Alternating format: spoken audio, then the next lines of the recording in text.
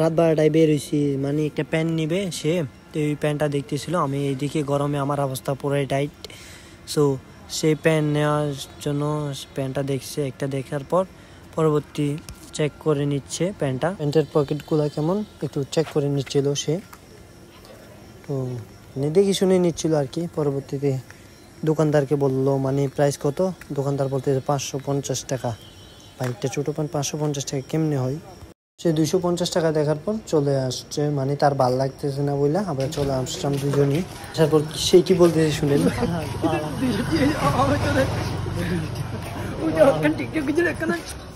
কথাগুলো শুনে আমার হাসি পাচ্ছিল। সো আবার ব্যাক করার পথে তার নাকি দোকানটাতে আবার ঢুকলো। 250 টাকা নিজেই চাইছে, 100 টাকা না বলে 250 টাকা কেন বলছে তাই শুনেন আপনি। আর কথাগুলো শুনে আমার হাসি পাচ্ছিল।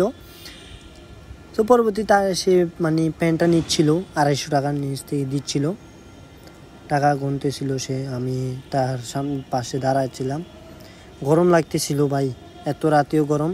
তাকে বলছি কিছু বল ভাই, সে আবার আফসোস করে 200 টাকা কেন বললাম না সেটাই বলতে থাকে। সে পরবর্তী টাকা দিয়ে নিল, আবার প্যান্টটা একটু দেখতেছিল কেমন লাগতেছে তাকে। তো পরবর্তী প্যান্টটা নিয়ে আমরা চলে আসলাম। আবার একটা কথা বলবো, একটু শুনেন। তার কথাগুলো শুনে আমার অনেক হাসি পাচ্ছিল। সো কি এই পর্যন্ত ভিডিওটা ছিল। সো আল্লাহ হাফিজ, সবাই ভালো থাকবেন।